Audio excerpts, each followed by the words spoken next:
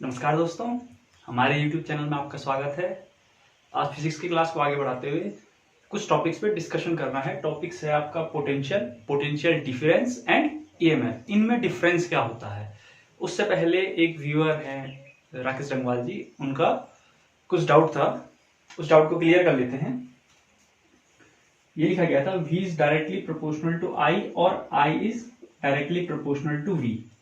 ये हर जगह फॉलो करता है, लेकिन उन्होंने कहा था ट्रांसफॉर्मर, उन्होंने कहा कि ट्रांसफॉर्मर जो ट्रांसफॉर्मर है वहां पे ये फॉलो नहीं करता है। उनका कहना था कि ट्रांसफॉर्मर में अगर हम वोल्टेज बढ़ाते हैं तो करंट घटती है, या फिर करंट बढ़ाते हैं तो वोल्टेज घटती है। तो इसमें होता क्या है, हमारे पास दो टाइप के ट्रांसफार्मर होते हैं, step up and step down. ठीक है, इसमें करंट घटने और बढ़ने का सीन इन्हीं के अकॉर्डिंग से होता है। ट्रांसफार्मर वर्क किस पे करता है? ये करता है principle of mutual induction. Mutual induction मतलब अगर आपके पास दो कॉइल हैं, इस कॉइल में मैंने करंट पास करवा रखी है, लेकिन इसमें कुछ नहीं है, न्यूट्रल है। अगर इसके पास लिया हूं तो जो इसका इलेक्ट्रोमैग्नेटिक फील्ड जनरेट होगा इससे, उसके कारण इसमें क्या होगा, ईएमएफ जनरेट होगा और करंट इंड्यूस हो जाएगी। मतलब देखते हैं, जो ट्रांसफॉर्मर का है ये होती है प्राइमरी कॉइल, बैटरी या फिर एसी, और यहाँ पे होती है सेकेंडरी कॉइल और यहाँ पे लोड। क्लियर? देखिए अब होता क्या है, इन दोनों में से अगर ये जो लिखा हुआ है ये N1 के लिए है और ये N2 के लिए टर्म्स हैं, प्राइमरी कॉइल और सेकेंडरी कॉइल, इसी बेस पे आपका स्टेप अप और स्टेप डाउन ट्रांसफार्मर बनता है। स्टेप अप ट्रांसफार्मर क्या करता है, लो वोल्टेज को हाई वोल्टेज में, ठीक है, और स्टेप डाउन क्या करता है, स्टेप डाउन करता है हाई वोल्टेज को लो वोल्टेज में।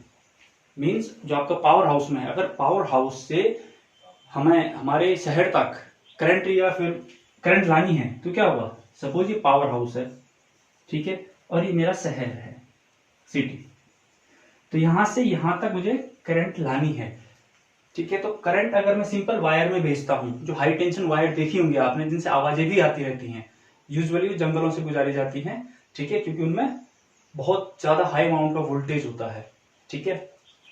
अब देखिए ये पावर हाउस है, तो पावर हाउस में लगा होगा आपका step up transformer. Step up transformer क्या करेगा, करंट को कम कर देगा और वोल्टेज को ज्यादा कर देगा, लो करंट एंड हाई वोल्टेज, ठीक है।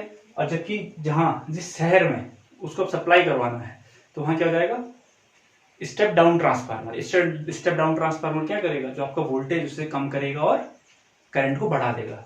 मींस अगर यहाँ पे नॉर्मल जो करंट वोल्टेज प्रोड्यूस हो 220 प्रोड्यूस हुआ, 220 वोल्ट और 50 हर्ट्ज, इतने पे, ठीक है, मैं लिख देता हूँ 5 एम्पियर की करंट, चलो 50 छोड़ दीजिए, 5 एम्पियर की करंट प्रोड्यूस हुई, ठीक है। तो जब स्टेप अप इसे भेजेगा तो क्या कर देगा, करंट को कर देगा वो कम, सपोज 1 एम्पियर कर दिया, और वोल्टेज को कर देगा 440 वोल्ट। ऐसा क्यों? जहां करंट होती है वहां एनर्जी लॉस ज्यादा होता है, वोल्टेज में एनर्जी लॉस थोड़ा कम होता है बजाय करंट के। इसीलिए हम जब ट्रेवल करवाते हैं तो किसे करवाते हैं, वोल्टेज की फॉर्म में। अब उनका कहना था कि अगर मैं करंट बढ़ाऊंगा तो क्या वोल्टेज कम होगा, ऐसा नहीं होता है। अगर आप यहाँ करंट बढ़ाओगे तो ये सिर्फ एक कॉयल है, तो ये वाली कॉयल है वो इसके लिए डिपेंड करेगी, ठीक है। यहाँ चेंज होते रहेंगे, प्लस और माइनस टर्मिनल चेंज होते रहेंगे, जिसके कारण क्या होगा, अगर आप इसे बढ़ाओगे तो इसकी इंटेंसिटी जो इसके थ्रू जो वो निकलेगी, मैग्नेटिक इलेक्ट्रोमैग्नेटिक लाइंस, उनसे क्या होगी, फील्ड लाइंस, उससे म्यूचुअल इंडक्शन ज्यादा और कम होगा। जो करंट प्रोड्यूस होगी वो दूसरे में होगी, वो कम और ज्यादा हो सकती है, ठीक है। वो डिपेंड करता है आपके फ्लक्चुएशंस पे। ये लॉ यूनिवर्सल है, ये जो हमारे ओम्स ने दिया है कि अगर आप वोल्टेज बढ़ाते हैं तो करंट भी बढ़ेगा। अगर आपको कोई डाउट हो तो आप पूछ सकते हैं। चलिए मैं अपना टॉपिक करते हैं।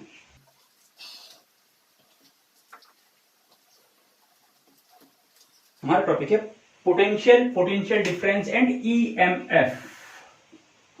अब होता क्या क्या चीज है ये, आप लोगों ने देखा होगा, पढ़ा भी होगा, तो प्रैक्टिकली बताऊंगा आपको अगर हो जाएगा। देखिए पोटेंशियल क्या हुआ, ठीक है, हम इसको इलेक्ट्रिक पोटेंशियल भी बोलते हैं। इलेक्ट्रिक पोटेंशियल आपके किसी भी चार्ज को मुझे यहां पे लाना है पॉइंट ए, और कहीं से लाना है, मुझे नहीं पता कहां से, ठीक है। इसको मैं इनफाइनाइट बोल देता हूं, अनंत से किसी टेस्ट पॉजिटिव चार्ज यानी कि जिसकी वैल्यू 1 कूलाम होगी, प्लस 1 कूलाम, ठीक है। मुझे किसी भी चार्ज को इनफाइनाइट से यहां तक लाने में जितना भी वर्क करना पड़ेगा वो हमारा इलेक्ट्रिक पोटेंशियल होगा, ठीक है। Work done on bringing a test positive charge from infinite to that place is known as electric potential. Clear? Electric potential क्या होता है? वर्क डन चार्ज लाने के लिए। क्लियर? कितना काम किया इस चार्ज को यहां से यहां तक लाने के लिए, इसे बोलते हैं हम इलेक्ट्रिक पोटेंशियल। सेकंड इसी में सुना होगा आपने potential difference, electric potential difference भी बोलते हैं।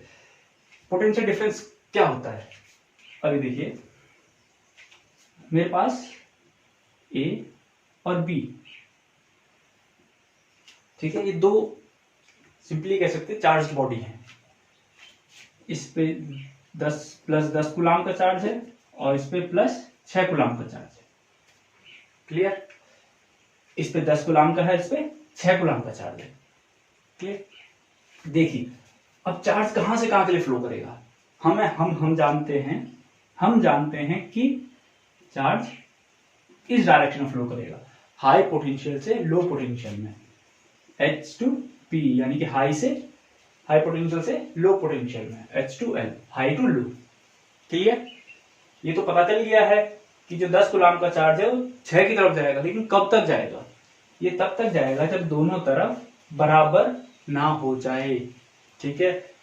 यहां 2 बढ़ा दो, यहां 2 घटा दो, यानी कि 8 कूलाम। जब 8 कूलाम का चार्ज इस तरफ भी हो जाएगा और 8 कूलाम का चार्ज इस तरफ भी हो जाएगा तो ये फ्लो करना बंद कर देगा, यानी कि इस समय क्या आ गया? इक्विलिब्रियम की स्टेट आ गई है, ठीक है। चार्ज यहां फ्लो कर रहा है, कब तक कर रहा है? जब तक ये दोनों तरफ बराबर ना हो जाएं। क्लियर? ये है आपका पोटेंशियल डिफरेंस। अब पोटेंशियल डिफरेंस में है क्या? पोटेंशियल डिफरेंस सिंपली है 10 माइनस 6, यानी कि दो टर्मिनल के बीच डिफरेंस कितना है उसे बोलते हैं पोटेंशियल डिफरेंस, यानी कि 4 वोल्ट ही लिख लो, 4 वोल्ट का पोटेंशियल डिफरेंस है। क्लियर? अगर 10 कूलाम 10 वोल्ट भी लिख देता हूं मैं इनको, 6 वोल्ट, कुछ भी ले लीजिए, ठीक है। उस कंडीशन में कितना का है? 4 वोल्ट का। क्लियर?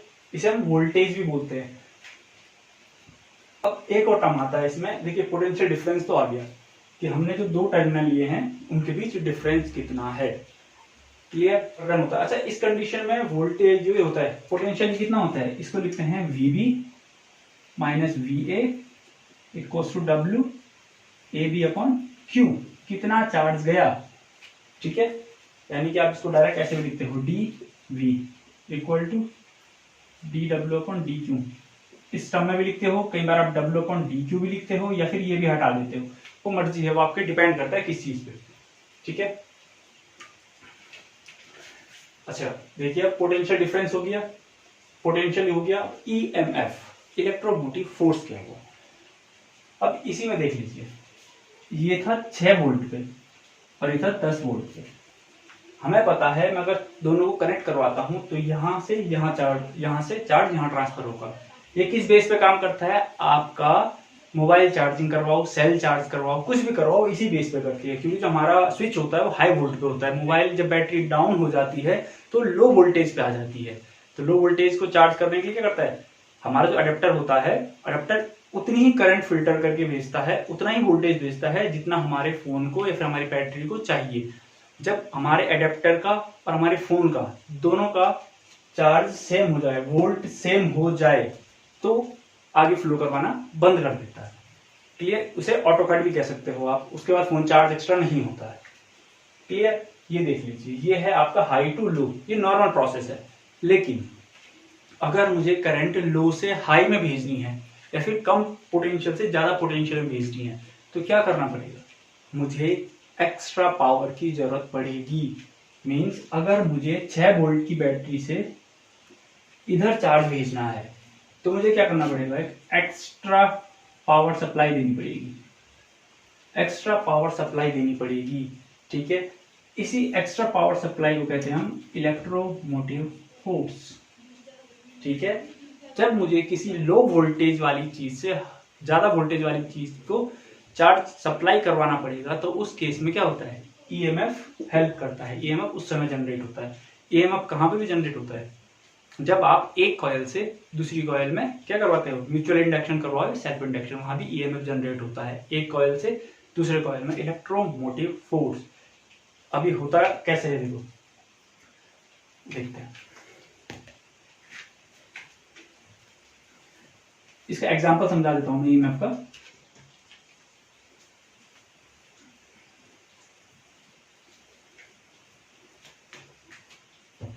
इसका एग्जांपल देख लीजिए, ये मेरे पास 10 लीटर का पानी का टैंक है, 10 लीटर वाटर है, और ये मेरे पास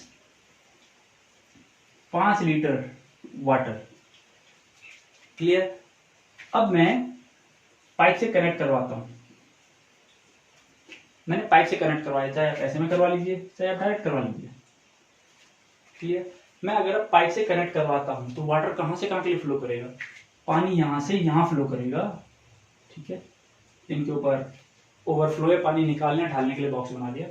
ठीक है, यहां से पानी भरा जाएगा, यहां से पानी भरा जाएगा। मैंने इन दोनों को कनेक्ट कर दिया तो 10 लीटर कम होगा, ये नीचे नीचे जाएगा और ये बढ़ेगा। क्लियर, ये बढ़ेगा, हो सकता है ये ओवरफ्लो भी करने लग जाए। जब क्योंकि नॉर्मल कंडीशन क्या है, 10 लीटर से पानी किधर के लिए जाएगा, 5 लीटर के लिए जाएगा। क्लियर। लेकिन अगर इसी कंडीशन को मैं ऐसा कहूं, टैंक तो 10 लीटर का है लेकिन इसमें पानी क्या है, 3 लीटर, और ये 5 लीटर का था और ये फुल है, तो इसमें जो फ्लो होगा वो 5 से 3 के लिए होगा। ये ध्यान रखिएगा, यहाँ फुल था। ठीक है, अगर ये भी फुल था लेकिन यहाँ 3 लीटर है, यहाँ 5 लीटर है, तो इसमें क्या होगा, वाटर यहां से यहां के लिए फ्लो करेगा। यूजुअली हाई पोटेंशियल से लो पोटेंशियल, यानी कि H2L। हमने इस कंडीशन में एक्स्ट्रा कोई फोर्स नहीं दिया है, H2L ही कह रहे हैं हम, हाई से लो की तरफ जाएगा, हाई से लो की तरफ जाएगा। लेकिन अगर मुझे इससे इसे भरना है, सपोज देखते हैं,